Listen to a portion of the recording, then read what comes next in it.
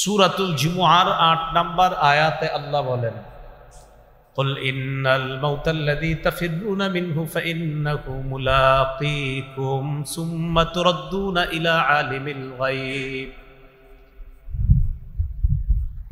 তোমরা যে মৃত্যু থেকে পালিয়ে বেড়াও, فإنه ملاقيكم, এই মৃত্যু তোমাদের সাথে সাক্ষাৎ করবে, মৃত্যু তোমাদের সাথে সাক্ষাৎ করবে। সূরা মুনাফিকুনের 11 নম্বর আয়াতে আল্লাহ বলেন, আমি আপনি আমরা যখন মৃত্যুবরণ করব, যখন মারা যাব অবস্থা, অনেকেই তখন আল্লাহকে ফরিয়াদ করে বলবে, লাউলা আখারতানি ইলা আজালিন করিব ফাআসাদদাক ওয়া আকুম মিনাস সালিহিন। আল্লাহ আরেকটু সুযোগ যদি দিতেন তাহলে আমি ভালো কাজ করতাম, দান সদকা করতাম, নেককার মানুষদের অন্তর্ভুক্ত হতাম।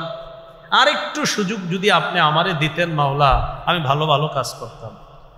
তো সূরা মুনাফিকুনের 11 নম্বর আয়াতে আল্লাহ জবাব দিয়ে দেয়, ওয়ালা ইউআখিরাল্লাহু নাফসান ইযা জাআ আজালুহা। মৃত্যু যখন এসে যাবে কিছুতেই আল্লাহ কাউকে আর সামান্য সময়ও আর সুযোগ দিবে না। যখন মৃত্যু এসে যাবে আর সুযোগ দিবে না। সূরা আরাফের 34 নম্বর আয়াত, সূরা ইউনুসের 49 নম্বর আয়াত, উভয় আয়াতের বক্তব্য, ইযা জাআ আজালুহুম লা ইস্তাখিরুনা সাআতাও ওয়া লা ইস্তাকদিমুন। মৃত্যু আসলে একটু আগেও হবে না, পরেও হবে না, যখন আসবে ঠিক তখনই হবে। বিশ্বাস করেন 5 মিনিট পরে আপনাদের মধ্যে, আমার মধ্যে, আমাদের মধ্যে যার মরণ আছে সত্যি 5 মিনিট পরে মারা যাবে। আর বিশ্বাস করেন মারা যাবে। যদি কারো মরণ থাকে 5 মিনিট পরে সে মারাই যাবে, আগেও হবে না, পরেও হবে না। এই আয়াতগুলা দ্বারা বুঝলাম আমাদের সকলকে মৃত্যুবরণ করতে হবে। তো পূর্ব থেকে আবার আসি, কেন বানাইছে? ইবাদতের জন্য। কতদিন? মরণ পর্যন্ত। মাবুদ মরণ কি হবে? আল্লাহ একাধিক আয়াত দিয়ে আমাদেরকে জবাব দিয়ে দিলেন, হ্যাঁ হবে। পালিয়ে বাঁচতে পারবে না, কোথাও খাঁচায় ঢুকলেও বাঁচতে পারবে না, মৃত্যু তোমার সাথে সাক্ষাৎ করবে, এটাই চূড়ান্ত ফয়সালা। মৃত্যু হয়ে যাওয়ার পর লম্বা একটা সময় আমরা কবরের জগতে থাকব। কবরের জগতে থাকার পর হাদিসের ভাষ্য অনুযায়ী 2টি, আর তাফসীরের কিতাব এবং হাদিস মিলাইলে 3টি ফু দিবে ইসরাফিল সিংহার মধ্যে। হাদিস ঘাটাঘাটি করলে 2টি, আর হাদিস তাফসীর সবগুলা মিলাইলে মোট 3টি ফু দিবে। প্রথম ফুয়ে পুরা পৃথিবী ধ্বংস হয়ে যাবে। প্রথম ফুয়ে পৃথিবী ধ্বংস, শেষ, সব শেষ। দ্বিতীয় ফু দেওয়ার পর কি হবে? আল্লাহ বলেন, ওয়ানুফিখা ফিস-সূরি ফাসাইকা মান ফিস-সামাওয়াতি ওয়া মান ফিল আরদ ইল্লা মান শাআল্লাহ। সবাই বেহুশ হয়ে যাবে, সব বেহুশ, কারো হুশ থাকবে না। এমনকি নবী বলেন আমিও বেহুশ হব। হুশ ফিরে আসার পর আমি দেখব মুসা নবী আরশের নিচে, মুসা আলাইহিস সালাতু ওয়াস সালাম ঝুলে আছে, আমি দেখব। হুশ ফিরে আসার পর আমি দেখব মুসা নবী আরশে ঝুলে আছে। নবীজি বলেন আমার জানা নাই মুসা নবী আমার আগেই সেখানে ঝুলছে নাকি মুসা নবী বেহুশই হয়নি, এটা আমার জানা নেই। একটা হলো হয়তো বেহুশ হয়েছে, হওয়ার পর তার হুশ আগে ফিরে আসছে। আরেকটা হইল নাকি তিনি বেহুশই হন নাই, এটা আমার জানা নাই। নবীজি বলেন এ হলো দ্বিতীয় ফু। সুম্মা নুফিখা ফীহি উখরা ফাইযা হুম কিয়ামুন ইয়ানজুরুন। তৃতীয় ফু দেওয়ার পর আমি আপনি আমরা সবাই উঠব, কিয়ামতের ময়দানে দাঁড়াবো। রাসূলুল্লাহ সাল্লাল্লাহু আলাইহি সাল্লাম উঠবেন, আবু বকর, ওমর, ঈসা সব উঠবেন। কিয়ামতের ময়দানে আমি আপনি আমরা যখন উঠব তখন কি অবস্থা হবে আমার, আপনার, আমাদের সবার? সহিহ বুখারীর বর্ণনা 4712 নম্বর হাদিস। এই হাদিসের মধ্যে আসছে উতিয়া রাসূলুল্লাহ সাল্লাল্লাহু আলাইহি ওয়াসাল্লাম বিলাহমিন, রাসূলুল্লাহ সাল্লাল্লাহু আলাইহি সাল্লামকে গোশত দেওয়া হলো, গোশত খেতে দেওয়া হলো। ফারুফিয়া ইলাইহি জিরাহ, রানের অংশ নবীজিকে দেওয়া হলো। গোশত দেওয়া হলো মানে গোশতের যে রান, এই রানের অংশ নবীজিকে দেওয়া হলো। ওয়া কানাত তুজিবুহু, রানের অংশের গোশতটা নবীজি বেশি পছন্দ করতেন। সুবহানাল্লাহ, ওই গোশত নবীজিকে দেওয়া হয়েছে। ফানাহাশা মিনহা নাহশাতান, আল্লাহ নবী এইভাবে দাঁত দিয়ে রান থেকে এইভাবে নিজেই টান দিয়ে নবীজি দাঁত মুবারক দিয়ে টেনে খাচ্ছেন। সুবহানাল্লাহ, এইভাবে খাইতেছেন। কত সুন্দর দৃশ্য না? আমি আপনি যদি একদিন স্বপ্নে দেখতাম কেমনে খায় নবীজি। আমার নবীর খাওয়া নিশ্চয়ই সবচেয়ে সুন্দর ছিল, নবীজির পান করাটাও নিশ্চয়ই সবচেয়ে সুন্দর, নবীজির হাঁটাটাও সবচেয়ে সুন্দর। এমনকি এক হাদিসের মধ্যে আসছে, আবু মুসা রাদিয়াল্লাহু তাআলা আনহু বলেন, দাখালতু আলা রাসূলিল্লাহি সাল্লাল্লাহু আলাইহি ওয়াসাল্লাম, রাসূলুল্লাহ সাল্লাল্লাহু আলাইহি ওয়াসাল্লামের কাছে আমি প্রবেশ করলাম। এমন অবস্থায় যে নবীজি সাল্লাল্লাহু আলাইহি ওয়াসাল্লাম মেসওয়াক করছিলেন। ওয়া তারাফুস সিওয়াক আলা লিসানিহি, মেসওয়াকের এক অংশ নবীর জিহ্বার উপরে ছিল। আমি প্রবেশ করলাম। ওয়া হুয়া ইয়াকুলু আ আ, আল্লাহ রাসূল আ আ করছিলেন। কি করছিলেন? এখন দেখেন আমি যে আ করছি বেশি সুন্দর শোনা যায় না, কিন্তু কেমন জানি শোনা গেছে। কিন্তু আমার নবী যে করছে এরকম নিশ্চিত খুব সুন্দর শোনা গেছে। তো রাসূলুল্লাহ সাল্লাল্লাহু আলাইহি সাল্লাম এভাবে গোশত টান দিয়ে, দেখেন গোশতটা টান দিয়ে এইভাবে হাড্ডিটা নিয়ে গোশতের টুকরাটা এইভাবে হাতে রাখছে। তো এইভাবে হাতে রাখার পর রাসূলুল্লাহ সাল্লাল্লাহু আলাইহি সাল্লাম বলতেছেন, গোশত একটা মুখে দিয়ে বলতেছেন, আনা সাইয়্যিদুন নাস ইয়াউমাল কিয়ামাহ, আমি কিয়ামতের ময়দানে আদম সন্তান যারা হবে, মানুষ যারা, তাদের মাঝে আমি হব নেতা। কিয়ামতের ময়দানে আল্লাহ আমাকেই নেতৃত্ব দান করবেন। রাসূলুল্লাহ সাল্লাল্লাহু আলাইহি সাল্লাম প্রশ্ন করলেন, হাল তাদরুনা মিম্মা যালিকা, তোমরা কি জানো কিয়ামতের ময়দানটা কি? ইয়াজমাউল্লাহুল আউয়ালিনা ওয়াল আখিরিন, ইয়াজমাউল্লাহুন নাসাল আউয়ালিনা ওয়াল আখিরিনা ফি সাইদিন ওয়াহিদ। কিয়ামতের ময়দানে পূর্বাপর যত মানুষ আল্লাহ পাঠিয়েছেন, কিয়ামত পর্যন্ত যত মানুষ আল্লাহ পাঠাবেন, আগে যত মানুষ পাঠিয়েছেন, সব মানুষগুলাকে একটা মাঠের মধ্যে আল্লাহ উপস্থিত করবেন। সমস্ত মানুষগুলা কিয়ামতের ময়দানে উপস্থিত হওয়ার পর ইউসমিউহুমুদ্দাঈ, একজন আহ্বানকারী তাদেরকে ডাক দিবেন। সব মানুষগুলাকে ডাক দেওয়ার পর, অন্য বর্ণনায় ডাক দেওয়ার পর এদিক সেদিক হবে না, সবাই তার ডাকে সাড়া দিবে। শুধু তাই নয়, দৃষ্টিশক্তি ভয়ে থরথর করে কাঁপতে থাকবে, অবস্থা বড় ভয়ঙ্কর হবে।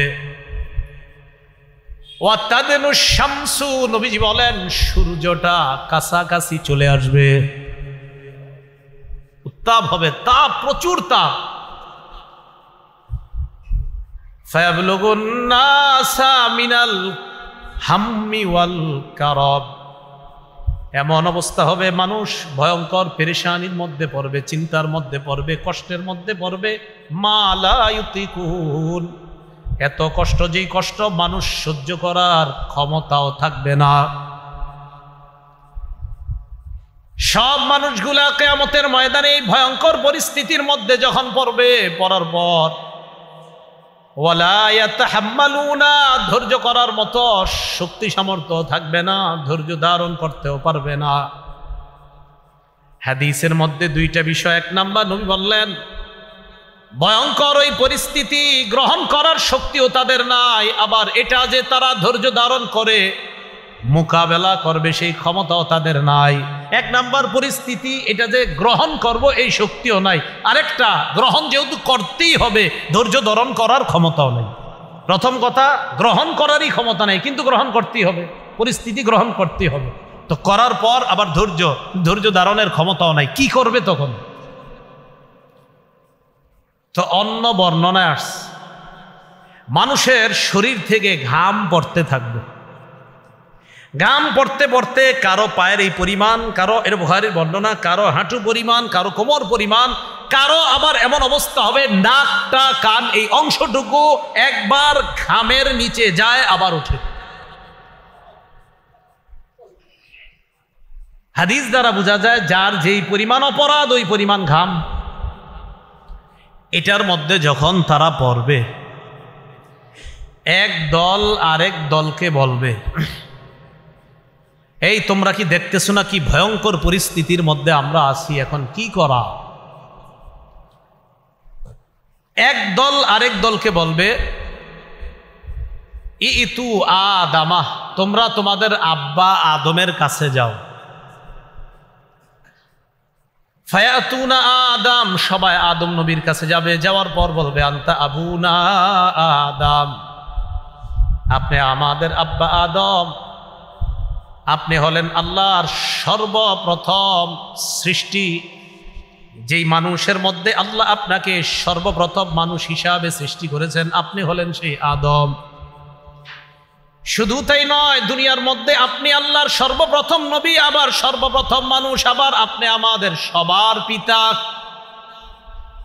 আলা তারা ইলা মা নাহনু ফিহি আব্বা, আপনি কি আমাদেরকে দেখছেন না? আপনার সন্তান আমরা কত বিপদের মধ্যে আছি। সন্তানরা বলবে, আব্বা আমরা যে কি বিপদে আছি আপনি দেখতেছেন না? আলা তানজুরু, আব্বা আপনি কি দেখেন না?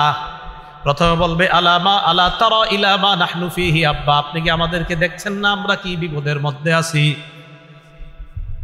এই কথা আদম নবীরে বলার পর তারা বলবে, ইশফা লানা রাব্বাক, আব্বা আপনি আপনার রবের কাছে সুপারিশ করেন, আল্লাহ যেন আমাদেরকে এই ভয়ঙ্কর পরিস্থিতি থেকে হেফাজত করে কিয়ামতের ময়দানে বিচারের পাল্লা কায়েম করে দেয়। ফয়সালা একটা হওয়ার, যা হওয়ার হবে, এই পরিস্থিতি আর সহ্য করতে পারি না। আব্বা আল্লাহকে বলেন বিচারের পাল্লা কায়েম করতে, বিচার হওয়ার পর যা হবার হবে বিচার করতে বলেন, এই পরিস্থিতি আর সহ্য করতে পারতেছি না। এটা কিন্তু বিচার হওয়ার আগের অবস্থা, বিচারের পাল্লা তখনও কায়েম করে। তো এই অবস্থা যখন হবে, হওয়ার পর আব্বাজান আদম সব শুনবে, শোনার পর তাদেরকে বলবে, ইন্না রব্বি কদ গদিবাল ইয়াউমা গদবা লাম ইয়াগদাব ক্বাবলাহু মিসলা ওয়া লা ইয়াগদাব বা'দাহু মিসলা। সন্তানদেরকে বলবে, সন্তান আজকে আমার রব এত রাগান্বিত হয়েছে, এর আগে আল্লাহ এত রাগ কখনো হয় নাই, আর আজকের পরে এত রাগ কখনো আল্লাহ হবেও না।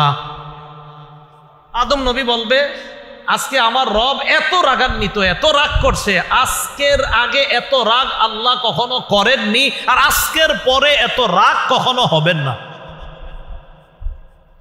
মনে করেন আজকের দিনটা যে বললো আমগো হুজুর আজকে যেই রাগ করছে, এর আগে কোনোদিন এরকম রাগ করে নাই, তাহলে রাগটা কেমন? পরে করবেন কিনা এটা তো আমরা জানি না, কিন্তু নবী আদম বললেন আল্লাহ আজকের আগে এমন রাগ কখনো হয় নাই, আর আজকের পরেও এত রাগ আল্লাহ কখনো হবে না। অতএব তোমরা বুঝে নাও আল্লাহ আজকে কতটা রাগান্বিত।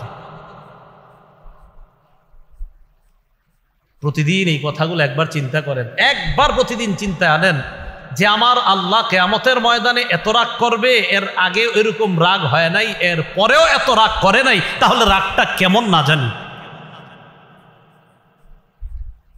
তো এই কথা বলার পর আদম নবী বলবে, আল্লাহ পাক রব্বুল আলামিন আমারে কত বৈশিষ্ট্য দান করেছেন। মানুষই আদম নবীকে বলবে, খলাকাল্লাহু বিয়াদি, আল্লাহ আপনাকে আপন কুদরতি হাতে বানিয়েছে। ওয়া নাফাখা ফীকা মির রূহি, আল্লাহ আপনার ভিতরে রূহ ঢেলে দিয়েছে। ওয়া আমারাল মালাইকা ফাসজাদু লাকা, অথবা ফাসজাদা লাকাল মালাইকা, আল্লাহ ফেরেশতাদেরকে বলছে নূরের তৈরি ফেরেশতারা আপনি মাটির তৈরি আদমকে আল্লাহ ফেরেশতা দিয়ে সিজদা করাইছে। আব্বা একটু আল্লাহর কাছে সুপারিশ করেন না, আপনি তো অনেক দামি।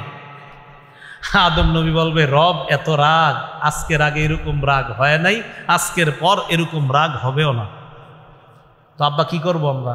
আদম নবী কয়, শোনো, আল্লাহ আমাকে বলেছিলেন আমি যেন ওই গাছের ফল না খাই। নাহানি আনিশ শাজারা, আমাকে আল্লাহ নিষেধ করেছিলেন ওই গাছের ফল খাইতে। ফাআসাইতুহু, এই হুকুম পালনে আমার থেকে একটু অন্য রকম হয়ে গিয়েছে। আমি অনুবাদ যা করি ঠিক এটাই মনে রাখবেন। আল্লাহ আমাকে নিষেধ করেছেন এই গাছের ফল খাইতে, আমার থেকে এই নিষেধাজ্ঞার বিষয়টা একটু অন্যরকম হয়ে গিয়েছে। নবীদের শানে অনুবাদ এইভাবেই করা, আমার থেকে একটু অন্যরকম হয়ে গিয়েছে। সাবধান, অন্য কোনো শব্দ নবীদের শানে না বলা, যেটা বেয়াদবি হয়ে যায়। হ্যাঁ, আল্লাহ নবীদের শানে যা বলার বলবে, কিন্তু আমি আপনি বলতে পারি না। তা আদম নবী এটা বলার পর আদম নবী কয়, আল্লাহ যদি আজকে আমারে বলে তুমি কেন ওই দিন ওই নিষেধাজ্ঞা করার পরেও ফলটা খাইলা, আমি কি বলবো আমি জানি না। নাফসি নাফসি, আমি নিজের চিন্তায় আছি। আদম নবী বলতেছে আমি নিজের চিন্তায় আছি। ইযহাবু ইলা গায়রি ইযহাবু ইলা নূহ, আমি ছাড়া তোমরা অন্য কারো কাছে যাও, তোমরা নূহ নবীর কাছে যাও। ফায়াতুনা নূহা, সব মানুষগুলা নূহ নবীর কাছে যাবে। যাওয়ার পর নূহ নবীকে বলবে, আনতা আউয়ালুর রুসুলি ইলা আহলিল আরদ, দুনিয়ার মধ্যে মানুষের কাছে আল্লাহর পক্ষ থেকে আপনি হলেন সর্বপ্রথম রসুল। রসুল বুঝেননি? শরীয়ত যার মাধ্যমে সর্বপ্রথম শুরু হয়, এর মানে হুকুম আহকাম। নূহ নবীর আগে পর্যন্ত শিরিক ছিল না দুনিয়ার মধ্যে। শিরিক যখন শুরু হলো তখন শরীয়তের প্রয়োজন দেখা দিল, বিধি নিষেধের প্রয়োজন দেখা দিল। আর ওই শরীয়তের হুকুম আহকাম সম্বলিত শরীয়ত দিয়ে আল্লাহ নূহ নবীকে পাঠিয়েছেন। এই জন্য নূহ নবীকে বলা হয় শরীয়তের প্রথম নবী। তো নূহ আলাইহিস সালাতু ওয়াস সালামকে বলবে, আপনি প্রথম রসুল। আল্লাহ পাক রব্বুল আলামিন আপনাকে আবদান শাকুরা, আপনাকে শুকুর গুজার বান্দা আল্লাহ আপনাকে বানিয়েছে। শুধু তাই না, কোরআনেও আল্লাহ আপনাকে আব্দুন শাকুর বলছে, যে আপনি অধিক শুকুর গুজার বান্দা আল্লাহ। আজকে ইশফা লানা ইলা রব্বিক, আপনি আমাদের জন্য আপনার রবের কাছে একটু সুপারিশ করেন, যেন আল্লাহ আমাদেরকে এই পেরেশানি থেকে একটু মুক্তি দেয়। নূহ আলাইহিস সালাতু ওয়াস সালাম বলবে, তোমরা ভালো কথা বলছো, তবে আল্লাহ পাক রব্বুল আলামিন আমাকে একটা স্পেশাল দোয়া করার অনুমতি দিয়েছিলেন। ফাদাউতু আলা কওমি, আমি ওই দোয়াটা আমার সম্প্রদায়ের বিরুদ্ধে করেছিলাম। আমি আল্লাহকে বললাম, আল্লাহ আমার সম্প্রদায়কে আমি দিনের বেলা দাওয়াত দিলাম, রাতের বেলা দাওয়াত দিলাম। ফালাম ইয়াজিদহুম দুআই ইল্লা ফিরারা, আমি যতই দাওয়াত দিই তারা শুধু আমার থেকে পালায়। তো নূহ আলাইহিস সালাতু ওয়াস সালাম আল্লাহকে বললেন, আল্লাহ ইন্নাকা ইনতাদারহুম ইউদিল্লু ইবাদাক, আপনি যদি এদেরকে দুনিয়াতে রাখেন, আমার সম্প্রদায় যারা আছে এগুলা সব আপনার বান্দাদেরকে পথভ্রষ্ট করবে, এগুলার রাখা দরকার নাই, ধ্বংস করে দেন। আমার দোয়া আল্লাহ কবুল করেছিলেন, আল্লাহ দুনিয়াতে এমন বড় বন্যা দিয়েছেন, ওই বন্যায় সবগুলারে ধ্বংস করছে। আজকে যদি আল্লাহ আমাকে বলে, আমার বান্দাদের বিরুদ্ধে তুমি দোয়াটা কেন করেছিলে? নাফসি নাফসি, আমি আমার টেনশনে আছি। ইযহাবু ইলা গায়রি, আমি আপনাদেরকে যেই কথাটা আজকে বলবো সেটা হলো, আপনারা প্রত্যেক দিনে অন্তত একবার হইলেও স্মরণ করেন, নবী নাকি বলবে নাফসি নাফসি, তো আমার কি অবস্থা হবে? কোন নবী যদি বলে আমার চিন্তা আমার চিন্তা, আমার কি হবে আমার কি হবে আমার কি হবে, তো বলেন আমার আপনার কি হবে? নূহ আলাইহিস সালাতু ওয়াস সালাম এগুলো বলার পর বলবে, ইযহাবু ইলা গায়রি, আমি ছাড়া অন্য কারো কাছে যাও। ইযহাবু ইলা ইব্রাহিম, তোমরা ইব্রাহিম নবীর কাছে যাও। ইব্রাহিম নবী আল্লাহর খলিল, আল্লাহর নির্বাচিত বান্দা, আল্লাহর বন্ধু ইব্রাহিম নবী, তার কাছে যাও। ফায়াতুনা ইব্রাহিম, সবাই ইব্রাহিম আলাইহিস সালাতু ওয়াস সালামের কাছে যাবেন। ইব্রাহিম আলাইহিস সালাতু ওয়াস সালামের কাছে যাওয়ার পর তিনি বলবেন, ইব্রাহিম নবীকে সবাই বলবে, আল্লাহ পাক রব্বুল আলামিন আপনাকে নবী বানিয়েছেন, ওয়া খালিলা, আপনাকে খলিল বানিয়েছেন। শুধু তাই না, আল্লাহ পাক রব্বুল আলামিন আপনাকে নিজের অন্তরঙ্গ বন্ধু হিসাবে গ্রহণ করেছেন। ইশফা লানা ইলা রব্বিকা, আজকে আপনি আমাদের পক্ষ হয়ে আল্লাহর কাছে সুপারিশ করেন কিয়ামতের ময়দানের এই ভয়ঙ্কর পেরেশানি থেকে যেন আল্লাহ আমাদেরকে মুক্তি দান করেন। ইব্রাহিম আলাইহিস সালাতু ওয়াস সালাম বলবে, ঠিকই বলছো, তবে ইন্নী কদ কাযাবতু সালাসা কাযিবাত, দুনিয়াতে আমার দ্বারা 3টা বিষয় এমন হয়ে গেছে যেই 3টা বিষয় হওয়া উচিত ছিল না। কি বললাম? আমার দ্বারা 3টা বিষয় এমন হয়ে গিয়েছে যে 3টা বিষয় হওয়াটার উচিত ছিল না। এই 3টা বিষয় আমার দ্বারা সংগঠিত হয়ে গিয়েছে দুনিয়ার মধ্যে। এর মধ্যে একটা, আমাকে আমার জাতি বলেছিল মেলায় যাওয়ার জন্য, আমি তাদেরকে বলেছিলাম ইন্নী সাকিম, আমি অসুস্থ, আমি মেলায় যেতে পারবো না। কিন্তু আমি সেদিন অসুস্থ ছিলাম না। মুফাসসিরিনে কেরাম বলেন ইব্রাহিম নবীর এই বলাটা একদম ঠিক ছিল, কারণ ওই অসুস্থ দ্বারা উদ্দেশ্য মানসিক অসুস্থ, শারীরিক অসুস্থ না। আপনাকে কেউ শিরিক করতে বলল আর আপনি বললেন না ভাই আমি অসুস্থ। অসুস্থ মানি যে আমি মানসিকভাবে পেরেশানিতে আছি, কিভাবে শিরিক করি আমি? তাহলে মানসিক পেরেশানি, এটা একটা অসুস্থতা। কিন্তু ইব্রাহিম নবীর কাছে মনে হবে যে আমি এটা ওই দিন বলাটা ঠিক হয়নি। এটা ইব্রাহিম নবীর বক্তব্য। মুফাসসিরিনে কেরাম বলেন নবীরা যেগুলা বলতেছে সব ঠিক ছিল বলাটা, কিন্তু নবীদের কাছে মনে হবে না আমাদের এটা ঠিক হয়নি। কথাটা কি বুঝে আসছে? তো ইব্রাহিম আলাইহিস সালাতু ওয়াস সালাম এই কথাটা বলেছিলেন। আরেকটা কি কয়, মেলা থেকে জনগণ আসছে, আসার পর আমাকে ডাকছে, ডাকার পর জনগণ আমারে বলছে মান ফাআলা হাযা বিআলিহাতিনা ইয়া ইব্রাহিম, আমাদের এই খোদাদের সাথে এই কাজটা কে করলো? না, মান ফাআলা হাযা বিআলিহাতিনা ইন্নাহু লামিনাজ জালিমিন, এই কাজ আমাদের খোদাদের সাথে, আমাদের উপাস্যদের সাথে, আমরা যাদের ইবাদত করি এগুলা যারা করেছে তারা জালেম। তো জনগণ বলতেছে কে করতে পারে? তো তারা নিজেরা নিজেরা বলতেছে সামি'না ফাতাই ইয়াযকুরুহুম ইউকালু লাহু ইব্রাহিম, আমরা শুনেছি এক যুবকের কথা, তার নাম ইব্রাহিম। সে এইগুলারে দেখতে পারে না, সন্দেহ হচ্ছে তাকে, সে হতো এই কাজটা করেছে। কি? সবগুলা দেব দেবী ভেঙে প্রধান দেবতা যেটা, এটার কাঁধের মধ্যে কুড়াল ঝুলে রাখছে। তো সবাই বলা বলি করতে লাগলো, এক কাজ করো, ইব্রাহিমকে ডাকো, ফাতু বিহি আলা আয়ুনিন নাসি লাআল্লাহুম ইয়াশহাদুন, উপস্থিত করো, জনগণ যেন দেখতে পায় আমরা কি বিচার করি ইব্রাহিমের সাথে, এটা যেন সবাই দেখতে পায়, ভবিষ্যতে যেন সবাই সতর্ক হয়ে যায়। তো ইব্রাহিম নবীরা আনছে, আনার পর ইব্রাহিম আলাইহিস সালাতু ওয়াস সালামকে তারা প্রশ্ন করতেছে আনতা ফাআলতা হাযা বিআলিহাতিনা ইয়া ইব্রাহিম, ইব্রাহিম তুমি কি এই কাজ করেছো আমাদের এই দেবতাগুলোর সাথে? ইব্রাহিম নবী জবাব দেয় বাল ফাআলাহু কাবীরুহুম হাযা ফাসআলুহুম ইন কানু ইয়ানতিকুন, ইব্রাহিম নবী এটা বলে নাই যে আমি করি নাই। কি বলছে? এটা বলে নাই যে আমি করি নাই। ইব্রাহিম নবী বললেন বাল ফাআলাহু কাবীরুহুম হাযা, আরে তাদের মধ্যে যে সবচেয়ে বড়টা সে করেছে, তাদের মাঝে সবচেয়ে বড়টা সে।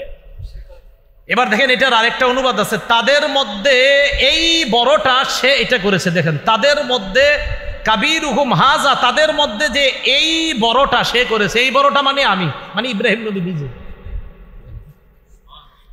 আরে এইগুলা ওনার সামনে যেগুলা আপনার সাজানো আছে এইগুলার চেয়ে কি ওরা দামি না ইব্রাহিম নবী দামি? তো ইব্রাহিম নবী মান ফাআলাহু কাবীরুহুম হাযা, তাদের মাঝে যে এই বড়টা সেইটা করেছে, এই বড়টা মানে আমি করছি। ইব্রাহিম নবী এখানে একটা কৌশলী জবাব দিয়েছে। তো তারা বুঝে নিয়েছে বড়টা মানে আমাদের বড় দেবতা যে, সেই মনে করছে। ইব্রাহিম নবীর কথা হলো আমি এমন এক জবাব দিব যেই জবাবে আমার ক্ষতিও না হয়, আমারে ভুলও যেন বুঝতে না পারে, আর তাদেরকে যেন উচিত শিক্ষা উচিত জবাব দিয়ে দেওয়া হয়। এটা অনেকে লিখেছেন যে বিষয়টা এটাও হতে পারে। আরেকটা হলো না, সরাসরি যদি এটা বলা হয়, ইব্রাহিম নবী বলেন আরে তোমরা কি দেখে বুঝতেছো না কে করছে? দেখো কার কাঁধে কুড়াল। তো দেখতেছে। তো ইব্রাহিম নবীর টার্গেট হলো তাদেরকে একটা শিক্ষা দেওয়া, কি ফাসআলুহুম ইন কানু ইয়ানতিকুন, যারা এই জায়গায় চূর্ণ বিচূর্ণ হয়ে পড়ে আছে, তোমাদের দেবতা যেগুলো আছে এদেরকে জিজ্ঞাসা করো কারা করছে, তাহলেই তো হয়ে যায়। তারা যদি কথা বলতে পারে তো জিজ্ঞাসা করো। তো এবার এই কথা বলার পর এরাই আবার ইব্রাহিম নবীরে কয় লাকাদ আলিমতা মা হাউলা ইয়ানতিকুন, তুমি তো জানো এরা কথা বলতে পারে না। ইব্রাহিম নবী কয় উফিল লাকুম ওয়ালিমা তা'বুদুনা মিন দুনিল্লাহ, আফসোস তোমাদের জন্য, আর যাদের ইবাদত তোমরা করো তাদের জন্য আফসোস। এমন জিনিসের ইবাদত করো যারা কথা বলতে পারে না, কি আশ্চর্যের বিষয়, তাহলে ইবাদত কেন করো? তো ইব্রাহিম নবী এই জায়গায় যে কথাটা বলছে, ওনার কাছে মনে হচ্ছে যে আমি যে এই কথাটা বলছি, আমার এই কথাটা এইভাবে বলা সঠিক হয় না, এটা ইব্রাহিম নবীর বক্তব্য। উলামায়ে কেরাম বলেন পুরাপুরি ঠিক ছিল ইব্রাহিম নবীর কথা। 3 নাম্বার, ইব্রাহিম নবী আর তার স্ত্রী সারা জনজন রওনা করছে, মিশরের উপর দিয়ে যাইতেছে। সিনান ইবনে ইলওয়ান নামক বাদশাহ তখন মিশরের। এই সিনান ইবনে ইলওয়ান তার একটা অভ্যাস ছিল, সুন্দরী কোনো রূপসী দেখলে তার উপর লোলুপ দৃষ্টি ছিল, তার সাথে অপকর্ম করার চেষ্টা করত বলি নাউজুবিল্লাহ।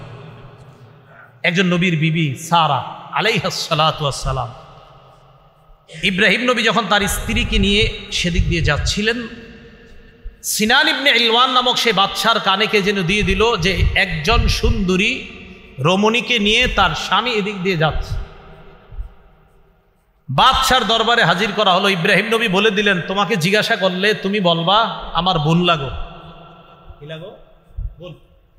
তো সাধারণত ভাই বোনের পরিচয় দিলে ডাকাত গো মন একটু নরম হয়, ভাই বোন। ইব্রাহিম নবীর উদ্দেশ্য ছিল আদমের সন্তান হিসাবে আমি আর তুমি ভাই বোন। কৌশল অবলম্বন করা, উলামায়ে কেরাম বলেন ওনার কৌশল অবলম্বনটা পুরাপুরি ঠিক ছিল। কারণ একজনের লুলুপ দৃষ্টি থেকে বাঁচার জন্য একটা মেয়ের ব্যাপারে এটা বলে যদি কারো খারাপ চরিত্র থেকে বাঁচা যায়, এই বলাটা দোষের কিছু না। কিন্তু ইব্রাহিম নবীর মনে হবে আমি এটা কেন বললাম। তো এই 3টা বিষয় ইব্রাহিম নবী কিয়ামতের ময়দানে ওই মানুষদেরকে বলবে, আমি পারবো না, আমি নিজের টেনশনে আছি। ইযহাবু ইলা গায়রি ইযহাবু ইলা মুসা, আমি ছাড়া অন্য কারো কাছে যাও, তোমরা মুসা নবীর কাছে যাও। ফায়াতুনা মুসা, সবাই মুসা নবীর কাছে যাবে, যাওয়ার পর বলবে আনতা মুসা কালিমুল্লাহ, আপনি হলেন মুসা কালিমুল্লাহ, আল্লাহর সাথে কথা বলতে পারতেন। দুনিয়ার মধ্যে আপনি আল্লাহর সাথে কথা বলতেন, আজকে কিয়ামতের ময়দানে আমাদের পক্ষ হয়ে আল্লাহর সাথে আপনি কথা বলেন। ইশফা লানা ইলা রাব্বিক, আপনি আল্লাহকে বলেন আল্লাহ আমাদেরকে যেন এই অবস্থা থেকে মুক্তি দিয়ে দেয়, আল্লাহর কাছে আপনি সুপারিশ করেন। মুসা নবী জবাব দিবে, তোমাদের বক্তব্য ঠিক আছে, কিন্তু দুনিয়ার মধ্যে এমন একজন মানুষকে আমি হত্যা করেছিলাম, লাম উমার বিকতলি, যাকে হত্যা করার জন্য আমাকে আদেশ করা হয় নাই, আমি তাকে একটু টাচ করেছিলাম, লোকটা মারা গেছে। আল্লাহ কোরআনে বলেন ফাওয়াকাযাহু মুসা ফাকাদা আলাইহি, মুসা নবী একজন এটা ঘুষি দিয়েছে, এটা মরে গেছে। তো মুসা আলাইহিস সালাতু ওয়াস সালাম বলেন আমারে মারতে বলে নাই আল্লাহ, কিন্তু আমি ঘুষি দিছি মরে গেছে। আমি চিন্তা করি আল্লাহ জানি কেমন ঘুষি ছিল, ঠিক না? ঘুষি দিছে মরে গেছে। তো এইখানেও আবার লম্বা আলোচনা আছে যে ওনার ওইটা ঠিক ছিল কিনা। উলামায়ে কেরাম লিখেছেন পুরাপুরি ঠিক ছিল, সে ছিল জালেম। জালেমকে শুধু একটু প্রতিবাদ করতে গিয়ে এমনি একটা আঘাত করছে, এক আঘাতে মরে গেছেন, কি করা? তো মুসা নবী বলবে নাফসি নাফসি, আমি টেনশনে আছি এই বিষয় নিয়ে, আল্লাহ যদি আমরা ধরে ফেলে। তাহলে দেখেন নবীগণ তাদের এক একটা বিষয় যেটা তাদের কাছে মনে হচ্ছে এটা আমার সঠিক হয় না, এটা নিয়ে টেনশনে। আমার আপনার অসংখ্য অগণিত এমন ভুল আছে, তাহলে কি পরিমাণ টেনশন হওয়া দরকার। মুসা নবী বলবে ইযহাবু ইলা গায়রি ইযহাবু ইলা ঈসা, আমি ছাড়া অন্য কারো কাছে যাও, তোমরা ঈসা নবীর কাছে যাও। ঈসা নবী আল্লাহর একজন কুদরতি সৃষ্টি, বাবা ছাড়া মায়ের পেট থেকে আল্লাহ ঈসা নবীকে দুনিয়ায় পাঠিয়েছেন। ফায়াতুনা ঈসা, সবাই ঈসা নবীর কাছে যাবেন, যাওয়ার পর বলবেন আপনি হলেন ঈসা কালিমাতুল্লাহ, আল্লাহর কালিমা, মানে আল্লাহ বলেছেন কুন, আল্লাহ বলেছেন হও। এইভাবে আপনি দুনিয়ার মধ্যে হয়ে গিয়েছেন। আপনার বাবা ছিল না, বাবা ছাড়াও যে আল্লাহ সন্তান দিতে পারেন এই ক্ষমতাটা আল্লাহ দুনিয়াবাসীকে দেখিয়ে দিয়েছেন। ঈসা নবীকে বলবে ইশফা লানা ইলা রাব্বিকা, ঈসা পয়গম্বর আমাদের জন্য আপনি আল্লাহর কাছে সুপারিশ করেন। ঈসা নবী জবাব দিবে, আমার জাতিকে আমি শিরিক করতে বলি নাই, আমার জাতি আমারে 3 খোদার 1 খোদা বলছে। আমারে 3 খোদার 1 খোদা, আমি 1 খোদা, আমার আম্মারে বলছে আরেক খোদা, ফেরেশতাদেরকে বলছে আরেক খোদা। আবার কোনো কোনো ভাবে আমারে বলছে 1 খোদা, আম্মারে বলছে আরেক খোদা, আর আল্লাহ আরেকজন। মানে এই 3 খোদার 1 খোদা বলছে আমারে। সালিসু সালাসা বলছে আমারে। তারা বলছে আমি 3 খোদার 1 খোদা, নাউজুবিল্লাহ। আমি এগুলা তাদেরকে কখনোই বলি নাই। আমি চিন্তা করতেছি এগুলো আমার বিরুদ্ধে কি ধরনের অভিযোগ করলো, তো আমি টেনশন করতেছি, আল্লাহ এরা যে আমার বিরুদ্ধে অভিযোগ করলো, এখন আমি কিভাবে জবাব দিব। তো ঈসা আলাইহিস সালামের ব্যাপারে কেউ কেউ লেখেন যে উনি এই পেরেশানিতে থাকবে।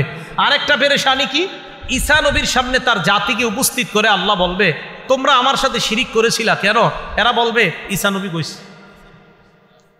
ঈসা নবীর আল্লাহ ডাক দিবে, ডাক দেওয়ার পর বলবে আপনি বলছেন। তাফসীরের কিতাবে আসছে ঈসা আলাইহিস সালাম এটা শুইনা ওনার মাথার চুলগুলা খাড়া হয়ে যাবে রাগে, মানে রাগে খাড়া হয়ে যাবে। কি কয় এগুলা? ঈসা আলাইহিস সালাম সবাইকে বলবে দেখো এখানে সেখানে গিয়ে কোনো লাভ নাই, চলো এক জায়গায় নিয়ে যাই তোমাদেরকে। সুবহানাল্লাহ। তাহলে সব নবী পাঠায়া দিছে, ঈসা নবী নিয়ে গেছে। বুঝেন নাই? সব নবী পাঠিয়ে দিছেন, ঈসা নবী নিয়ে গেছেন। কারণ ঈসা নবীর পরে আমাদের নবীর মাঝখানে আর নবী নেই। ঈসা আলাইহিস সালাম বললেন আমার সাথে চলো। সবাই রওনা করছে, গিয়ে আমাদের নবী মুহাম্মদ সাল্লাল্লাহু আলাইহি সাল্লামের কাছে সবাই উপস্থিত হয়। সবাই ডাক দিয়ে বলবে হাবিব ইশফা লানা ইলা রাব্বিক, আপনি আপনার রবের কাছে আমাদের জন্য সুপারিশ করেন। নবীজি বলবেন ফান্তালিকু ফাআতি তাহতাল আরশ, আমি রওনা করব আরশের নিচে যাব। ফাআকাউ লিরাব্বি সাজিদা, আরশের নিচে গিয়ে আল্লাহর দরবারে সিজদায় পড়ে যাব। সিজদায় পড়ার পর সিজদা দিয়েই থাকবো। আল্লাহ বলবেন ইরফা রাসাক, মাথা উঠান। সাল তু'তা, আপনি যা চাইবেন তাই দেওয়া হবে। ওয়াশফা তুশাফা, আপনি সুপারিশ করেন, আপনার সুপারিশ মঞ্জুর করা হবে।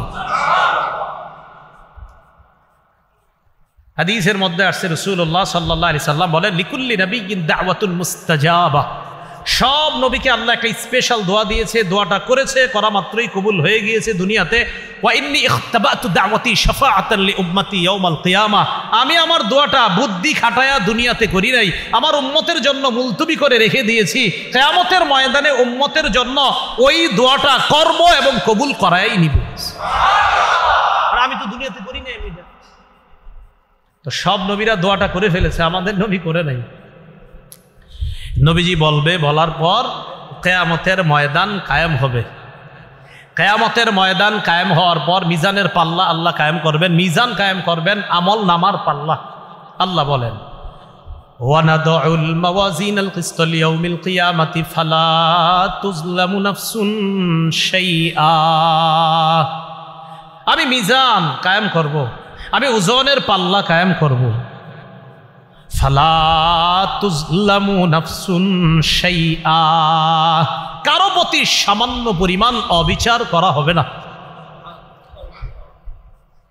মিজানের পাল্লা কায়েম হবে, কিয়ামতের ময়দান কায়েম হওয়ার পর কিয়ামতের ময়দানে আমার আপনার ভালো আমল খারাপ আমলের 4 ধরনের সাক্ষী হবে। জোরে বলেন কয় ধরনের? 4 সাক্ষী হয়ে যাবে, 4 জন সাক্ষী, 4 ধরনের সাক্ষী। মনে রাখেন সহজে। 1 নাম্বার জমিন, বলেন 1 নাম্বার। 2 নাম্বার ফেরেশতা, বলেন 2 নাম্বার। 3 নাম্বার অঙ্গ প্রত্যঙ্গ, 3 নাম্বার। 4 নাম্বার বলবো আল্লাহ। এই সাক্ষী থেকে কেউ বাঁচবেন না। 4 নাম্বার এবং প্রধান সাক্ষী আল্লাহ। এইখানেই মায়া দয়া পাইতে পারেন, কিন্তু অন্য জায়গায় যারা সাক্ষী দিবে একদম কোনো ছাড় নাই। চার ধরনের সাক্ষীর কথা মাথায় রাখেন। 1 নাম্বার জমিন, 2 নাম্বার ফেরেশতা, 3 নাম্বার অঙ্গ প্রত্যঙ্গ, 4 নাম্বার প্রধান সাক্ষী আল্লাহ। মনে থাকবেনি কথাগুলা? তো এবার বিস্তারিত শোনেন। 1 নাম্বার সাক্ষী জমিন। জমিনের মধ্যে এই আজকে মসজিদ থেকে বের হওয়ার পর আমি আপনি যখন হাঁটবো, এখন থেকে চিন্তা করবেন জমিনের উপর হাঁটতেছি। আরিফ বিন হাবিব বলে গেল আজকে যে কোরআনে নাকি আছে যে জমিন হবে আমার সাক্ষী কিয়ামতের মাঠে।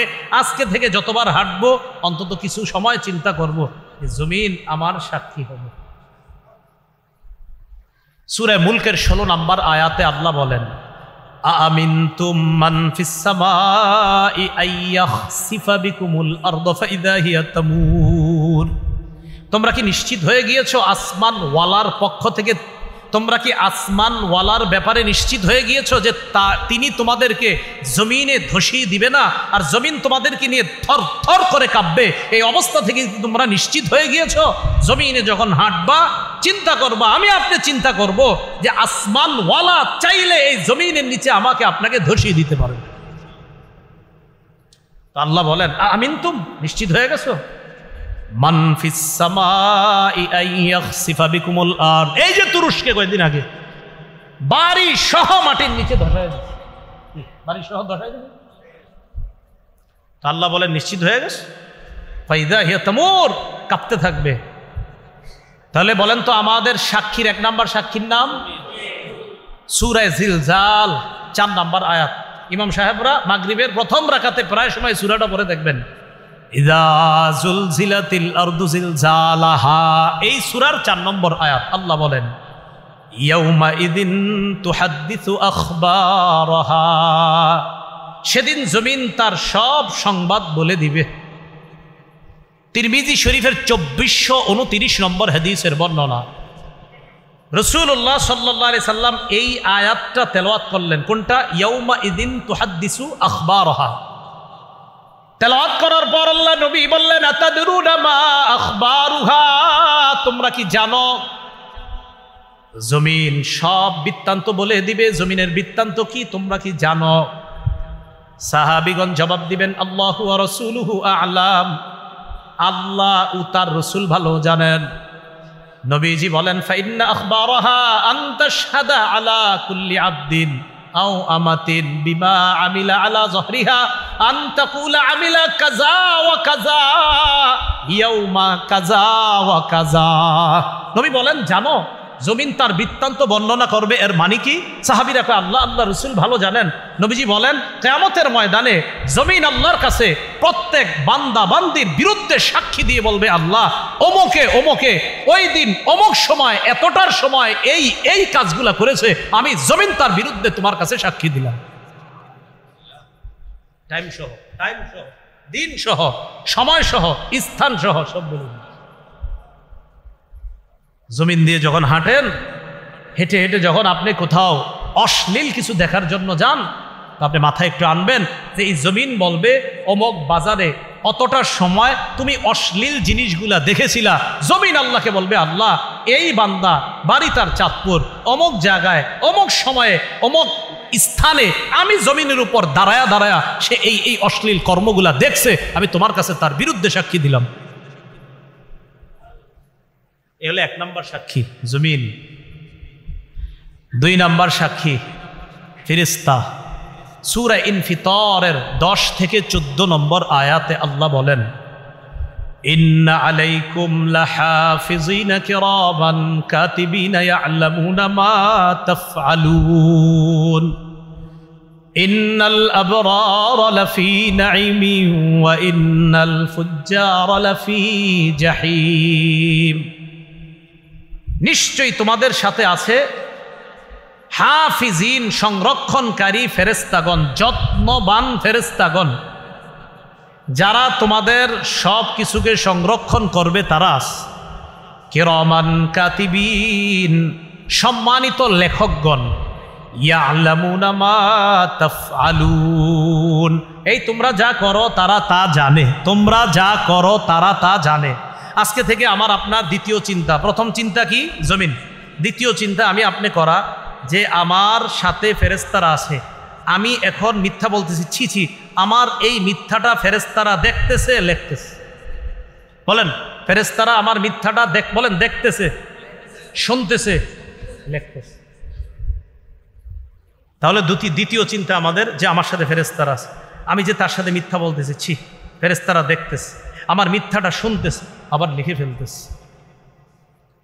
তো আল্লাহ বলেন এইটা করো না। ইন্নাল আবরারা লাফি নাঈমি ওয়া ইন্নাল ফুজ্জারা লাফি জাহিম। নিশ্চয়ই পুণ্যবানরা থাকবে নেয়ামতের মধ্যে, খারাপ মানুষরা থাকবে জাহান্নামের মধ্যে, জাহিমের মধ্যে। নাঈম মানি পরিপূর্ণ, নেয়ামতে পরিপূর্ণ জান্নাতের মধ্যে। জাহিম ভয়ঙ্কর এক স্থান হবে, জাহিম প্রজ্বলিত আগুন জ্বলবে, বিভিন্ন ধরনের শাস্তি থাকবে। এই জাহান্নামের মধ্যে থাকবে পাপাচাররা। আল্লাহ আমাদেরকে হেফাজত করেন। এখন ফেরেশতারা আমল নামা লেখার পর আমল নামাটা জমা হবে, ঠিক তো? আচ্ছা, আমল নামা যে জমা করবে, এখন কথা হলো আল্লাহ আমি তো মাঝে মাঝে চুপি চুপি কিছু খারাপ কাজ করি, আবার মাঝে মাঝে একদম চুপি চুপি, কেউ দেখে না। কথার কথা, সূরা যুখরুফের ৮০ নম্বর আয়াতে আল্লাহ বলেন, এই তোমরা যারা মনে করছো চুপি চুপি কিছু দেখি না, তো তোমরা শোনো। আল্লাহ বলেন, আম ইয়াহসাবুনা আন্না লা নাসমাউ সিররাহুম ওয়া নাজওয়াহুম। তারা কি মনে করে আন্না লা নাসমাউ সিররাহুম, যে আমি তাদের গোপন বিষয়গুলো জানি না, ওয়া নাজওয়াহুম, তাদের কানা ঘুষা জানি না। এই দুইজন কানে কানে বলতেছি না, এখন আমরা দুইজনকে কানে কানে বললাম, আল্লাহ কয় এটাও জানি। সুবহানাল্লাহ। এটাও আমার দিকে তাকান, এই যে কথা বলতেছি, আল্লাহ কয় এটাও শুনি। সুবহানাল্লাহ, সুবহানাল্লাহ। আল্লাহ কয় এটাও শুনি। এখন জিহ্বা বন্ধ, মনে মনে আল্লাহরে স্মরণ করছি, মনে মনে, জিহ্বাও নারী নাই, মুখও খুলি নাই। আল্লাহ কয় এটাও শুনি। কোথায় যাবেন? ভাই কেমন আছেন? আল্লাহ কয় শুনছি। ভাই কেমন আছেন? আল্লাহ কয় শুনছি। চুপচাপ বন্ধ। এভাবে ইশারা করলাম, আপনি আমার ইশারা বুঝছেন, সে বুঝি না আমরা ইশারায়, আপনি ইশারা বুঝে ফেলেন। আল্লাহ কয় এটাও বুঝছি। তো আল্লাহ পাক রব্বুল আলামিন সূরা যুখরুফের ৮০ নম্বর আয়াতে বলেন, আম ইয়াহসাবুনা আন্না লা নাসমাউ সিররাহুম ওয়া নাজওয়াহুম। তারা কি মনে করে আমি তাদের গোপন কথা আর তাদের কানাকানি কানা ঘুষা কথা এগুলা শুনি না? বালা ওয়া রুসুলুনা লাদাইহিম ইয়াকতুবুন। আল্লাহ বলেন তাদের গোপন কথা, কানাকানি কথা সব শুনি। শুধু তাই নয়, আমার ফেরেশতা লেখকগণ যারা আছে তাদের সব কিছু লিপিবদ্ধ করে নেয়, সব লিখে ফেলে। এবার লেখার পর আমল নামা জমা হয়েছে, একসাথে আমল নামা হয়েছে। হওয়ার পর কি হবে? কিয়ামতের ময়দানে আমি আপনি দাঁড়ায় রয়েছি। সূরা বানী ইসরাঈলের 13-14 নম্বর আয়াতে আল্লাহ বলেন, ইকরা কিতাবাক, নাও নাও আমল নামা পড়ো। আল্লাহ বলেন, ওয়া নুখরিজু লাহু ইয়াউমাল কিয়ামাতি কিতাবান ইয়ালকাহু মানশুরা। আমি কিয়ামতের ময়দানে তার আমল নামাটা খুলবো, উন্মোচন করব, এরপর তাকে দিয়ে বলবো, নাও তুমি পড়ো, আজকে তোমার আমল নামার হিসাবের জন্য তুমি নিজেই যথেষ্ট। এখন আমল নামা পড়লেন, পইরা কি হবে জানেন? তো যখন নাকি পাপাচার বান্দা তার আমল নামা দেখবে, তার অবস্থা হবে ভয়ঙ্কর। সূরা কাহফের 49 নম্বর আয়াতে আল্লাহ বলেন, ওই ব্যক্তি বলবে, মা লিহাদাল কিতাবি লা ইউগাদিরু সগীরাতাও ওয়ালা কাবীরাতান ইল্লা আহসাহা। আমল নামা দেখে বলবে, আমল নামা এটা আবার কেমন আমল নামা? লা ইউগাদিরু সগীরাতাও ওয়ালা কাবীরা, ছোট বড় কিচ্ছুই তো ছাড়ে নাই। আরে আমি দুনিয়াতে পানির নিচে ডুব দিয়ে কি করলাম, এটাও দি লেখা, সবটি লেখাই ইল্লা আহসাহা, সব আল্লাহ সেখানে জমা করে রেখেছেন। ওয়া ওয়াজাদু মা আমিলু হাদিরা, সব আমল নামা যা করছে সে সব দেখতে পাবে। তো দেখার পর বেঈমানরা যখন দেখবে তার আমল নামাটা, তার কি অবস্থা হবে? সূরা নাবার 40 নম্বর আয়াতে আল্লাহ বলেন, ইয়াউমা ইয়ানজুরুল মারউ মা কদ্দামাত ইয়াদা, মানুষ তার আমল নামাগুলা দেখবে, দেখার পর ওয়াকুলুল কাফির, কাফের বলবে, ইয়া লাইতানি কুনতু তুরাবা, কাফের তার আমলনামা দেখে বলবে, হায় আমি যদি মাটি হয়ে যাইতাম। কি হয়ে যাইতাম? আমি যদি মাটি হয়ে যাইতাম তো বেঁচে যাইতাম। তাহলে কি বুঝতে পারলাম? ফেরেশতারা লেখার পর আমলনামা আল্লাহর কাছে পেশ করবে, কিয়ামতের ময়দানে সাক্ষী দিয়ে দিবে, আমলনামা আমাকে দেওয়া হবে, নাও তুমি পড়ো, আমি আপনি পড়বো, দেখা বলবো সর্বনাশ, ছোট বড় সবই তো লেখা। পাপাচার সহ বেঈমান যারা আছে তারা যদি দেখার পর বলবে সর্বনাশ, আমি যদি মাটি হয়ে যেতাম, এই কথা বলবে আমলনামা দেখা।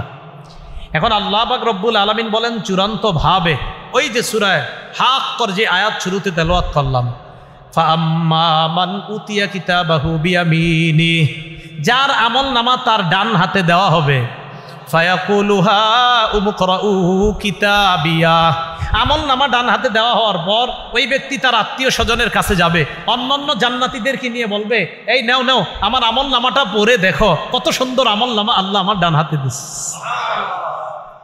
পরীক্ষায় পাশ করার পর আপনারা দৌড়ে কি করেন?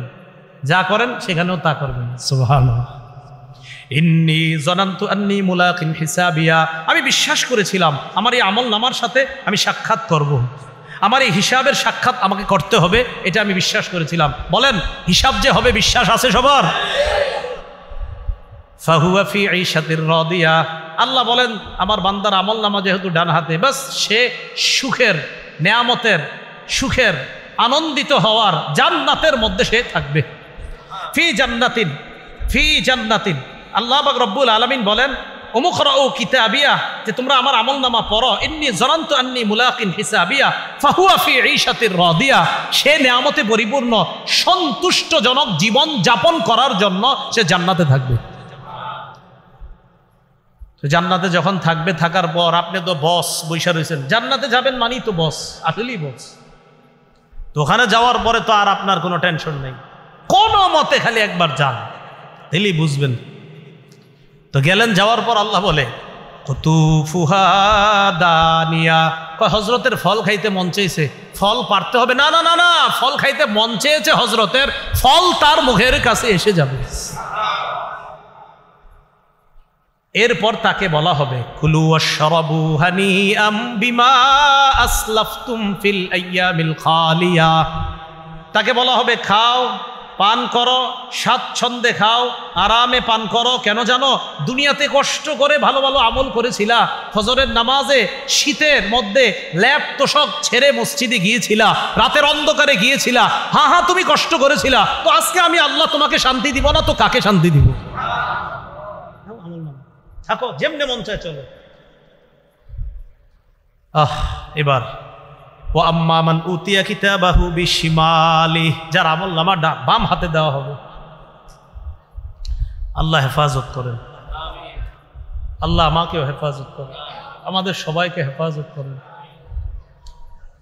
আপনারা মাঝে মাঝে এত প্রশংসা করেন, টেনশনে পড়ে যায় কি হবে কিয়ামতের ময়দানে।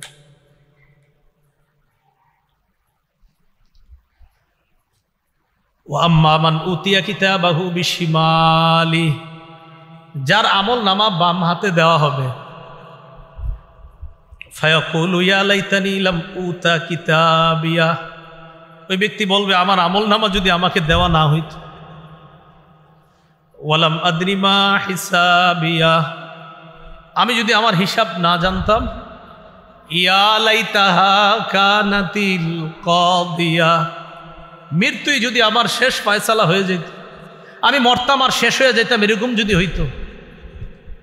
মা আগনা আন্নি মালিয়া, আমার কত সম্পদ ছিল, আজকে সম্পদ কোনোই কাজে আসলো না। হালাকা আন্নি সুলতানিয়া, আমার রাজত্ব আজকে সব গেছে, আমার কথায় কত মানুষ উঠতো বসতো, আজকে কোথায় গেল সব। খুজুহু ফাগুল্লু, আল্লাহর পক্ষ থেকে বলা হবে তাকে ধরো, ফাগুল্লু, বাঁধো, ধরো, বাঁধো, বেরি পড়ো। সুম্মাল জাহিমা সাল্লু, এরপর জাহান্নামে প্রবেশ করো। সুম্মা ফি সিলসিলাতিন যারউহা ৭০ যিরাআন ফাসলুকু, শিকলে বাঁধো, শিকলের লম্বা হবে ৭০ গজ। এক বর্ণনায় নাকের ভিতর দিয়ে শিকলটা নিয়ে পিছনের রাস্তা দিয়ে এনে এইভাবে শিকল দিয়ে বাঁধা হবে। এইভাবে শিকলে বেঁধে আল্লাহ বলবে ধাক্কা মেরে জাহান্নামে ফেলে দে। তা আমার আপনার আমল নামা কিয়ামতের ময়দানে অবশ্যই যেন ডান হাতে হয়, অবশ্যই যেন ডান হাতে হয়। প্রত্যেক দিন চিন্তা করব। তাহলে আমাদের দ্বিতীয় চিন্তা, প্রথম চিন্তা ছিল আমরা জমিনের উপর হাঁটবো, জমিন আমার সাক্ষী হবে। 2 নাম্বার, কিরামান কাতিবিন আমার সাক্ষী হবে, ফেরেশতা আমার সাক্ষী হবে। সাক্ষীর পর আমল নামা পেশ করবে, আমল নামা আমার ডান হাতে আসতে পারে। আল্লাহ না করেন, আল্লাহ না করেন বাম হাতে এসে গেলে আমি শেষ। 3 নাম্বার সাক্ষী মনে আসেনি? অঙ্গ প্রত্যঙ্গ। সূরা ইয়াসিনের 66-67 নম্বর আয়াতে আল্লাহ বলেন ওয়ালাউ নাশাউ লাতামাসনা আলা আয়ুনিহিম, আমি যদি তাদের চোখের পাওয়ারকে লোপ করে দিতাম, চোখ যদি এইভাবে মুছে দিতাম, চোখের পাওয়ার যদি না দিতাম, ফাসতাবাকুস সিরাতা ফাআন্না ইউবসিরুন, এরা চলতে চাইতো কিভাবে, এরা পথ চলতো আমি যদি চোখের পাওয়ার না দিতাম। মানে বান্দা আমি তোমার চোখের পাওয়ার না দিলে তুমি কিভাবে চলতে পারতাম? আর জোরে বলেন পারতাম? কিভাবে হারাম জিনিসের দিকে তাকাও। আমি চোখ না দিলে তুমি চলতে পারতা না, আমি চোখ না দিলে তোমরা চলতে পারতা না, স্বীকার করলা, তো তোমরা হারাম জিনিসের দিকে তাকাও কিভাবে? ওয়ালাউ নাশাউ লামাসাকনাহুম আলা মাকানাতিহিম ফামাসতাতাউ মুদিয়্যাও ওয়ালা ইয়ারজিউন, আমি যদি স্ব স্থানে তাদের চেহারা বিকৃত করে দিতাম, সামনেও যেতে পারতো না, পিছনেও আসতে পারতো না, এদের কি অবস্থা হতো? কিয়ামতের ময়দানে আল্লাহ সূরা ইয়াসিনের 65 নম্বর আয়াতে আল্লাহ বলেন, এদেরকে জিজ্ঞাসা করার পর এরা বলবে আল্লাহ না আমি তো খারাপ কাজ করি নাই, অনেকে বলতে পারে। আল্লাহ বলেন আল-ইয়াওমা নাখতিমু আলা আফওয়াহিহিম, মুখের মধ্যে মোহরের দিও, মুখ বন্ধ, ওয়া তুকাল্লিমুনা আইদিহিম, হাত কথা বলবে, ওয়া তাশহাদু আরজুলুহুম, পা সাক্ষী দিয়ে দিবে, বিমা কানু ইয়াকসিবুন, আল্লাহ এই হাত দিয়ে সে সুদের টাকা প্রচুর হাত দিয়েছে, আমি পা সাক্ষী দিয়ে দিলাম, পা সাক্ষী দিয়ে দিবে। আমিম আস-সাজদা 20-21 নম্বর আয়াতে আল্লাহ বলেন হাত্তা ইযা মা জাউহা শাহিদা আলাইহিম সামউহুম ওয়া আবসারুহুম ওয়া জুলুদুহুম বিমা কানু ইয়ামালুন, এরা যখন জাহান্নামের কাছে আসবে, শাহিদা আলাইহিম সামউহুম, তাদের বিরুদ্ধে সাক্ষী দিবে তাদের কান, ওয়া আবসারুহুম, তাদের চোখ, ওয়া জুলুদুহুম, তাদের চামড়া। আমি এই জায়গায় টেনশনে পড়ছি, চোখ সাক্ষী দিবে বুঝলাম, কান সাক্ষী দিবে, চামড়াও নাকি সাক্ষী দিবে? আরে কে বলেন? বলেন না। এখন চামড়া সাক্ষী দেওয়ার পর ওই চামড়াওয়ালা চামড়াকে বলবে, যখন চামড়া সাক্ষী দিবে তখন চামড়াকে তারা বলবে ওয়াকালু লিজুলুদিহিম লিমা শাহিদতুম আলাইনা, চামড়াকে বলবে ও চামড়া তুমিও সাক্ষী দিলা আমার বিরুদ্ধে। চামড়াকে বলবে ও চামড়া তুমিও সাক্ষী দিলা, তুমি কেমনে সাক্ষী দিলা, তুমি কি কথা বলতে পারো? চামড়া জবাব দিবে আনতাকান আল্লাহুল্লাযী আনতাকা কুল্লা শাই, যে আল্লাহ সব কিছুকে কথা বলাইতে পারেন, ওই আল্লাহ আমি চামড়াকে কথা বলার শক্তি দান করেছেন। আনতাকান আল্লাহুল্লাযী আনতাকা কুল্লা শাই, যে আল্লাহ সব কিছুকে, যে আল্লাহ অনেক কিছু অন্যদেরকে বাকশক্তি দিতে পারেন, সে আল্লাহ আমাকেও বাকশক্তি দিতে পারেন। যে আল্লাহ কানকে কথা বলার ক্ষমতা দিয়েছে, চোখে কথা বলার ক্ষমতা দিয়েছে, ওই আল্লাহ আমি চামড়াকেও কথা বলার ক্ষমতা দিয়েছি। তাহলে একটু ভাবেন তো, এখন আসেন আমি আর আপনি ভাবি, আমার চামড়া কেমন যেন এটাও আমার আপন না, আমার চোখ কেমন যেন এটাও আমার আপন না, আমার কানে দেখেন দেখেন আমার, বলেন তো সবাই আমার কান কোথায়? আপনার। হ্যাঁ, যদি আমলনামা ডান হাতে হয় তা ঠিক আছে, এটা সব আপনার। যদি বাম হাতে হয় তো তা আপনার হলো না, সব আপনার বিরুদ্ধে চলে গেল। কান আপনার বিরুদ্ধে গেল, চোখ আপনার বিরুদ্ধে গেল, চামড়া আপনার বিরুদ্ধে গেল, অথচ সব আমার। আল্লাহ হেফাজত করেন। তাহলে অঙ্গ প্রত্যঙ্গ 3 নাম্বার সাক্ষী। আসেন আবার প্রথম, জমিনে হাঁটতিস, জমিন সাক্ষী, হাঁটার সময় চিন্তা করা, এই ফেরেশতা সাক্ষী, আমার আমলনামা সাক্ষী দেবে। 3 নাম্বার, আচ্ছা আমার অঙ্গ প্রত্যঙ্গ, আমার হাত পা নাড়তেছি, আমি সুদের টাকা হাত দিছি, না না ছি, আমার হাত সাক্ষী দিয়ে দিবে। আমি চোখ দিয়ে হারাম দেখতেছি, আমার চোখ আল্লাহর কাছে বলে দিবে। তাহলে 3 নাম্বার অঙ্গ প্রত্যঙ্গ সাক্ষী। 4 নাম্বার কে? আল্লাহ। এখান থেকে আর কেমনে বাঁচবে? সূরা হামিম আস-সাজদাতে আল্লাহ বলেন আওয়ালাম ইয়াকফি বিরাব্বিকা, এই শোনো অমুকে অমুকে সাক্ষী দিছে, তো তোমরা এটা বলবা সেটা বলবা, আরে এটা কি যথেষ্ট না যে আমি আল্লাহই তো সব দেখছি, আর কি করবা? আওয়ালাম ইয়াকফি বিরাব্বিক, তোমার রবের জন্য কি এতটুকু যথেষ্ট না? আন্নাহু আলা কুল্লি শাইইন শাহিদ, আরে আমি আল্লাহই তো সব দেখছি, আর কি তুমি অস্বীকার করবে? আমি তো সব দেখছি, কি করছো না করছো, ওইটা তো আমার একটা সিস্টেম, আমি আল্লাহর একটা সিস্টেম আছে, সিস্টেম পদ্ধতি অবলম্বন করব, ফেরেশতার সাক্ষী নিব, অঙ্গ প্রত্যঙ্গের সাক্ষী নিব, কানের সাক্ষী নিব, এটা তো আমার একটা পদ্ধতি, আমার সিস্টেম। কিন্তু তোমরা কি মনে করো তোমাদের জন্য এতটুকু যথেষ্ট না যে আমি আল্লাহই তো সব দেখছি, কি করছো? আল্লাহ আমাদেরকে বুঝার তৌফিক দান করেন। সূরা আলী ইমরানের 5 নম্বর আয়াতে আল্লাহ বলেন ইন্নাল্লাহা লা ইয়াখফা আলাইহি শাইউন ফিল আরদি ওয়ালা ফিস সামা। বলেন আমার সাথে সবাই, নিশ্চয়ই আল্লাহর কাছে, বলেন আসমান জমিনের কোনো কিছুই গোপন থাকে না। আবার বলেন নিশ্চয়ই আল্লাহর কাছে আসমান জমিনের কোনো কিছুই গোপন থাকে না। শেষ। আমি আপনি যা করতে আজকে যা বয়ান করলাম, যা শুনলাম, আমি ওনারে কানে কানে মাঝখানে একটা কথা বলছি, এইটাও আল্লাহ সব শুনছি। তাহলে আমি আপনি কানে কানে বলি, যেমনে বলি, যা করি, আল্লাহর কাছে কিছুই গোপন থাকে না। অমুক সাক্ষী, এই সাক্ষী, ওই সাক্ষীর আলোচনা যদিও করলাম, আল্লাহ কয় বান্দা এত সাক্ষীর আলোচনা এই আরিফ তোমার সামনে করলো, শুনলা, এর চেয়ে বড় সাক্ষী আর কি চাও? আমি আল্লাহই তো হচ্ছে বড় প্রধান সাক্ষী, আমি তো সব দেখতেছি। 4 সাক্ষী বলতে, আলেম ছাড়া অন্য কেউ বলতে পারবেন নি 4 সাক্ষীর কথা? আলেমরা পারবে, অন্যরা পারবেন? 1 নাম্বার, 2 নাম্বার, 3 নাম্বার, 4 নাম্বার, এবং প্রধান সাক্ষী। আল্লাহ আমাদের সকলকে কিয়ামতের এই 4 সাক্ষীর কথা সদা সর্বদা মাথায় রাখতি, আমরা যেন মাথায় রেখে সব সময় দুনিয়াতে চলতে পারি। আর যেন এই ফিকির রাখি যে সাক্ষী যেন আমার পক্ষে থাকে, আমার বিপক্ষে যেন না যায়। সাক্ষী আমার পক্ষে হয়ে আমার আমল নামাটা যেন আমার ডান হাতে পেয়ে যায়। আল্লাহ আমাদের সকলকে যা শুনলাম বললাম আমল করার তৌফিক দান করেন। ওই প্রকাশনী থেকে কিতাব আনছে, তারা আমাকে ঘোষণা দিতে বলছে, এই জন্য ঘোষণা দিচ্ছি। আমি যেই পদ্ধতিতে বয়ান করি অবিকল এই পদ্ধতিতেই আপনার ওই মিম্বরের আমানত কিতাবের মধ্যে বয়ানগুলা সংকলন আছে। একদম আলেমরা নিতে পারেন, খতিবরা নিতে পারেন, ইমামরা নিতে পারেন, সর্বসাধারণ যারা আছেন তারাও একদম সহজভাবে কোরআন হাদিস এইভাবে সহজভাবে ওখানে উপস্থাপন করা হয়েছে। মা বোনরাও নিতে পারেন, মা বোনদেরকে আপনারা হাদিয়া দিতে পারেন, ঘরে নিয়ে সবাই পড়তে পারবেন এটা ইনশাআল্লাহ সহজবদ্ধভাবে। যারা ওয়াজ করতে চান আলেম ওলামাদের মধ্যে আপনারাও নিতে পারেন। তো এখানে প্রথম খণ্ড নাই, দ্বিতীয় আর তৃতীয় খণ্ড মনে হয় তারা এনেছে প্রকাশনী থেকে। দ্বিতীয় খণ্ড হালাল হারাম এবং সুদ সম্পর্কে, আর তৃতীয় খণ্ড স্বামী স্ত্রীর অধিকার আর দাম্পত্য জীবন সম্পর্কে বিস্তারিত পুরো আলোচনা আছে ওখানে। তো আপনাদের যাদের যেই খণ্ড মনে হয় যে নেওয়া দরকার নিতে পারেন। সর্বোচ্চ 5 মিনিট সময় গাড়ির ওখানে, 5 মিনিটের মধ্যে আমরা যদি যা সংগ্রহ করতে পারি 5 মিনিট পরে ইনশাল্লাহ শাটার লাগিয়ে দেওয়া হবে।